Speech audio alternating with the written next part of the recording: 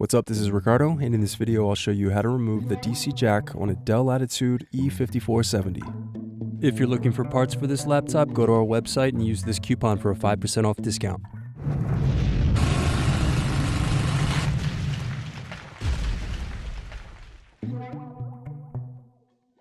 First loosen screws, then use fingers to separate and remove base cover.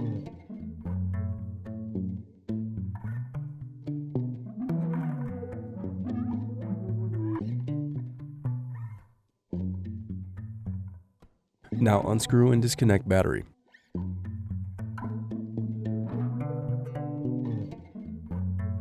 Now unscrew and disconnect DC jack.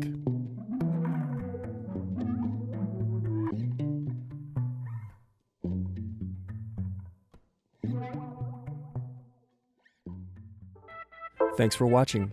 Don't forget to like and subscribe if you enjoyed this video. And if you need more, check out this playlist to watch other tutorials for your laptop. You can also click here to find parts for your laptop at partspeople.com.